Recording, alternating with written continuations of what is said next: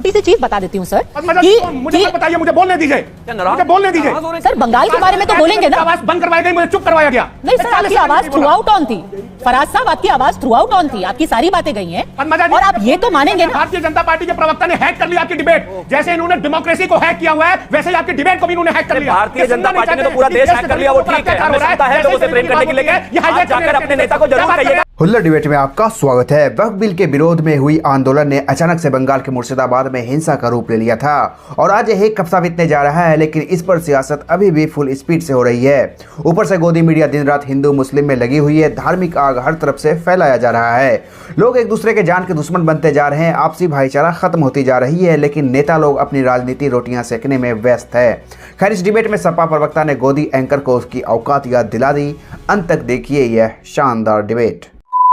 अखिलेश जी ने साफ साफ कहा था बीजेपी दंगा करा रही है, हम तो ममता दीदी के साथ हैं। ये सब दर्ज है, ये तो अब उसने बोला ही सेड शी सेड नहीं, ये तो कैमरे पे है सर। हिंदुओं को मारो।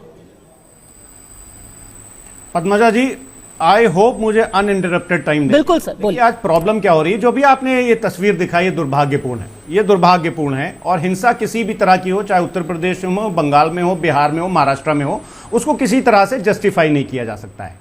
लेकिन पद्मजा जी, एक साजिश चल रही है। साजिश ये चल रही है कि इस देश की सबसे बेहतरीन मुख्यमंत्री, इस देश की बेस्ट एडमिनिस्ट्रेटर, इस देश की मोस्ट इफेक्टिव, इस देश की मोस्ट, आप जिसको बोल सकते हैं one of the best chief ministers of India अगर कोई है तो ममता बनर्जी जी हैं। वो क्योंकि वो महिला मुख्यमंत्री हैं और भारतीय जनता पार्टी की ये हमेशा से मंशा रही है कि वो दलित विरोधी रहे हैं, महिला विरोधी रहे हैं, किसान विरोधी रहे हैं, इसीलिए इन दंगों से पहले भी ममता बनर्जी के पीछे ये लोग हाथ धो करके पड़े हुए हैं। अब मैंने क्यों कहा कि she is one of the best administrator, आपको अफसोस हो रहा होगा कि मैं मैं थोड़ी ना कह रहा हूं, ये तो भारत सरकार कह रही है। भारत सरकार कह रही है कि ममता बनर्जी इस लॉ एंड ऑर्डर के मामले में इस देश की बेस्ट मुख्यमंत्री हैं। और अगर आपको यकीन नहीं हो रहा है तो आपकी रिसर्च टीम मेरी बात सुन रही होगी। एनसीआरबी की report table number 18.4 page number 33 2022 में सांप्रदायिक दंगे, जो लेटेस्ट रिपोर्ट है एनसीआरबी की, उसमें बंगाल में कितने हैं? 0। कितने पद्मजा जी? 0। और उससे लगा हुआ जो बिहार है उसमें कितने? इस देश में। फराज साहब, आप कहां एनसीआरबी में गए? मैं बिल्कुल आपको अनइंटरप्टेड टाइम देना चाहती थी सर। आप इधर उधर की बात ना करें। कहां चला जाऊं? आप ये बताइए कि हुगली में ये जो वीडियो हम एनसीआरबी में ना जाऊं तो कहां चला जाऊं? हुगली में जाइए, हुगली में जाइए, मुर्शिदाबाद में जाइए, इन तस्वीरों में जाइए, इस रिपोर्ट में जाइए, जो कि मेरे को पूरा विश्वास है आपने भी देखी होगी फराज साहब। ये तो पश्चिम बंगाल पुलिस कह रही है हमारे 10 पुलिस वाले पिट गए, घायल हो गए, हम छुप गए, हम भाग गए।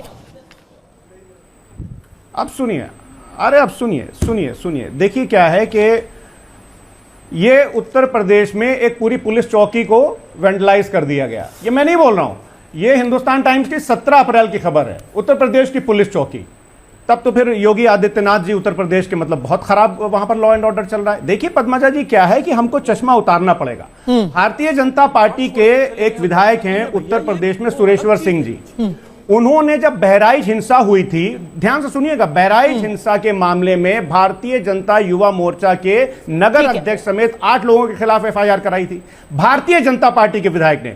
और उन्होंने क्या कहा था कि उनको और डिस्ट्रिक्ट मजिस्ट्रेट को मारने की नियत से पत्थर चलाया गया। ठीक है, हिंसा सब जगह होती है, आपको बहराइच क्यों नहीं दिखता? मैं कुछ नहीं बोल रहा हूं, मुर्शिदाबाद दिखता है। सुनिए, हाँ, नहीं जवाब देने दीजिए, ठीक है, बहराइच क्यों नहीं दिखता? हाँ, मुझे सब दिखता है, मुझे सब दिखता है। मैं शिवम त्यागी से पूछ रही हूँ कि उनको बहराइच क्यों नहीं दिख रहा? सुनिए, शिवम त्यागी से क्यों पूछ रही हूँ कि आपको बहराइच क्यों नहीं दिख रहा, जहां योगी आदित्यनाथ रिस्पॉन्सिबल है? 1915 में, यानी कि अब से 110 साल पहले, कर्नल यूएन मुखर्जी ने एक किताब लिखी थी, हिंदू और डाइंग रेस। उन्होंने प्रेडिक्ट किया था कि हिंदुस्तान का पार्टीशन होगा, ईस्ट और वेस्ट कोस्ट जो है वो कटेगा, हिंदुस्तान से कटा। उनको पता था उसकी रियलिटी, वो जानते थे कि स्थितियां क्या है। आज बंगाल की स्थिति बता देते, जो बेस्ट चीफ मिनिस्टर बता रहे हैं ना, 37,945 गांव में, टोटल गांव हैं बंगाल में, उनमें से 8,000 गांव में हिंदू 0 है। अपने बेस्ट चीफ मिनिस्टर का तमगा आप चिपका लीजिए, छाती पर चिपकाना अगर चाहते हैं तो। एक और चीज इन्होंने कही कि बेस्ट चीफ मिनिस्टर है। बेस्ट चीफ मिनिस्टर की स्थिति इतनी ज्यादा खराब है कि जब आपको वीडियो दिखाया गया आपने बोला बहुत दुर्भाग्यपूर्ण है, और अगली सेकंड में डेविल्स एडवोकेट प्ले करके आप पहुंच गए, लेकिन वो बेस्ट चीफ मिनिस्टर है। अगर ये दुर्भाग्यपूर्ण है तो अखिलेश यादव से कहिए ना कि इसको लिख दे ट्विटर पर। 8 तारीख से दंगा हो रहा है उत्तर प्रदेश में, आप हिंदुओं की वोट लेते हैं, इंडिया अलायंस के हिस्सेदार हैं, एक दूसरे को फोन उठाकर कॉल कर सकते हैं, तो जब हिंदुओं का वोट चाहिए होता है तब तो यहां पर आकर लंबे लंबे आप भाषण देते हैं। आपको ये वीडियो दुर्भाग्यपूर्ण लग रहा है तो अखिलेश जी को भी लग रहा होगा, फराज किदवई तो कहिए ना इसको कि एक काम करिए ट्विटर पर लिखें, और यहां पर ना किसी को रिटॉरिक्स नहीं चाहिए। वो कितनी शानदार मुख्यमंत्री हैं, वो वीडियोस बता रही हैं, वो डेटा बता रहा है, वो दंगे बता रहे हैं, वो स्थितियां खराब बता रही है, वो जांच बता रही है और उन्हीं की रिपोर्ट बता रही है।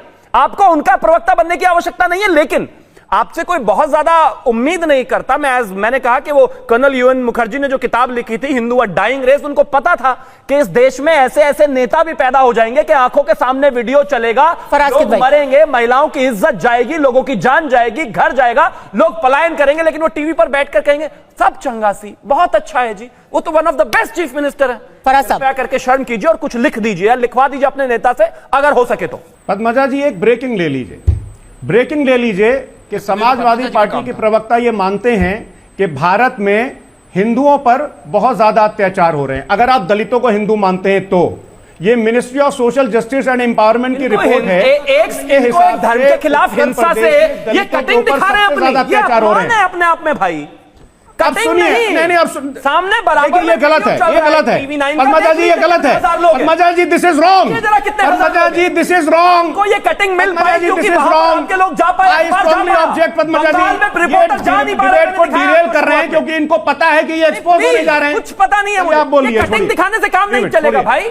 वहां पर नरसंहार हो रहा है, वहां पर पलायन लाखों में है। ये रिपोर्ट है सर, रिपोर्ट है, ये भारत सरकार की रिपोर्ट है, कटिंग नहीं है। प्लीज नहीं हो सकता, आपको करेक्ट करिए। It's a report from social, अरे नहीं हो सोशल जस्टिस रिपोर्ट है ये। दलितों के ऊपर उत्तर प्रदेश में सबसे ज्यादा अत्याचार हो रहे हैं क्योंकि दलितों को आप हिंदू मानते नहीं है, ओबीसी को आप हिंदू मानते नहीं है, उनके ऊपर अत्याचार करते हैं। और आप किताब की बात कर रहे थे, बाबा साहब की किताब अनटचेबल में क्या लिखा हुआ है, क्या लिखा हुआ है अनटचेबल में, आप बताएंगे या मैं बताऊं? क्या बात कर रहे हैं आप? आपने दलितों की झाड़ू बांधी, आपने दलितों के ऊपर हांडी बांधी, जब जान बचेगी, जान नहीं बच रही है भाई।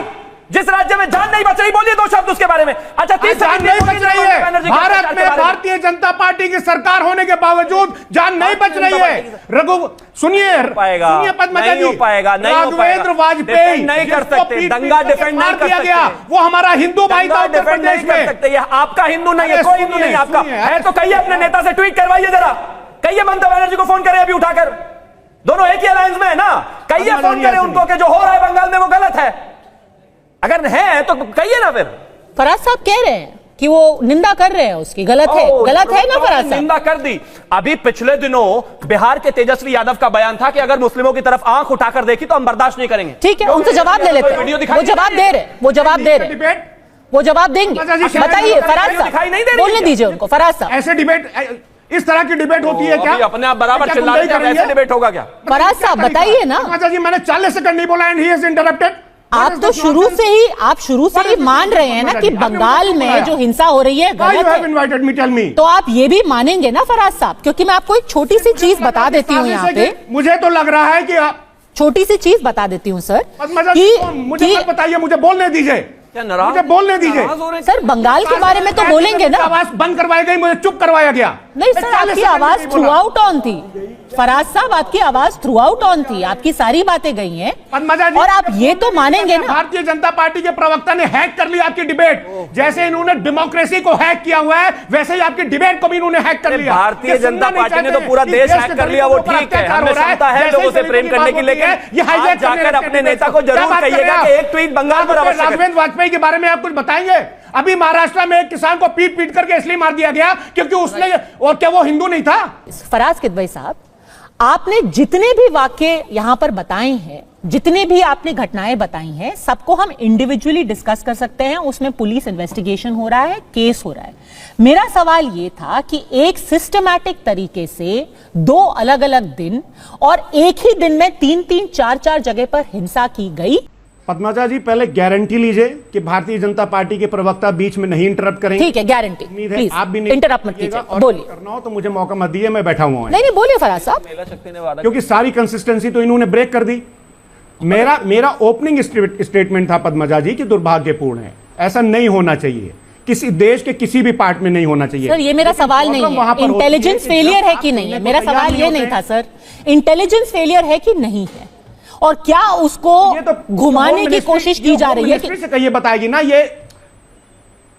अरे पद्मजा जी ये तो होम मिनिस्टर साहब बताएंगे ना, मैं इस देश का गृह मंत्री तो हूं नहीं कि मैं बताऊं इंटेलिजेंस। सर ये तो law and order is a state subject, ये तो प्रदेश की होम मिनिस्टर बताएंगी जो कि नंबर 1 सीएम आपने बताया, इसीलिए आपका ओपिनियन ले रही है। भारतीय जनता पार्टी, क्या वो नंबर 1 होम मिनिस्टर भी है? मैंने बोला ना नंबर 1 सीएम। मेरे पास डेटा था, मैंने इसलिए बताया because I have the data for backup, मैंने इसलिए बताया। और data doesn't need to be given when pictures speak for themselves. कहीं ना कहीं जब तस्वीरें खुद बयां कर रही हैं तो हम क्या ही एक लाइफलेस डेटा की बात करेंगे फराज साहब? ये तो मतलब ये हो गया कि मैं आपको दिखा रही हूं कि लोगों को मारा जा रहा है, आप कह रहे हैं कि डेटा कह रहा है कि सब बड़े खुश हैं। तस्वीर देखिए, ये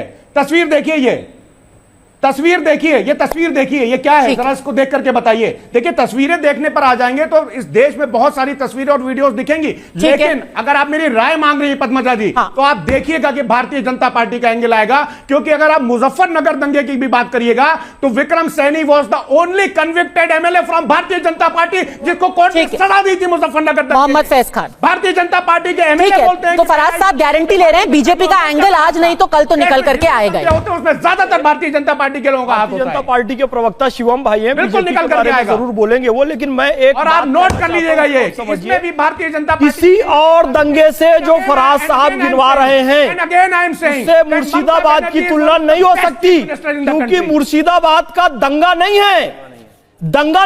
500 हिंदू परिवार अपना घर छोड़ के दूसरी जगह में चले गए हैं।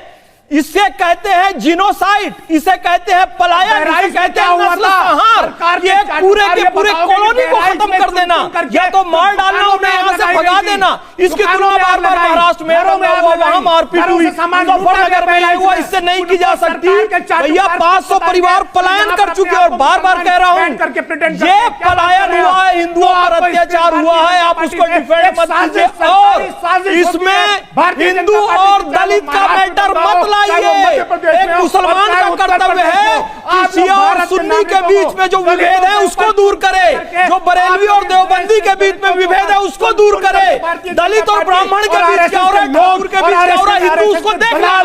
ये आप ये कोशिश कर रहे हैं कि दलितों के ऊपर अत्याचार कर रहे हैं। आप देखिएगा कि जो भारतीय जनता पार्टी और ये फर्जी राष्ट्रीय मंच के लोग यहाँ पर बैठ कर जैसे ही पाकिस्तान बना टीवी डिबेट में बैठ कर भगा दिया गया, और आज पाकिस्तान में दलितों को केवल स्वीपर की नौकरी झूठ बोल रहे हैं। दोस्तों कुछ गोदी एंकर सत्ता के इतने बड़े चाटुकार हैं कि खुद के हिस्सों में बीजेपी के प्रवक्ता से भी ज्यादा उतावले रहते हैं। इनको हर कोई पार्टी के प्रवक्ता बजाकर जाते हैं, लेकिन फिर भी ये दलाली में सबसे आगे रहते हैं। लोकतंत्र का चौथा स्तंभ होने का दावा करने वाले ये लोग आज पत्रकारिता को कलंकित कर रहे हैं। इनकी कलम बिक चुकी है, इनका जमीर मर चुका है। सरकार की हर नाकामी को ढकने के लिए यह दिन रात मेहनत करते हैं। इस पर अपनी राय हमें जरूर बताएं। वीडियो पर लाइक कमेंट करना ना भूलें। अगर आप चैनल पर नए हैं तो चैनल को जरूर सब्सक्राइब कर लें।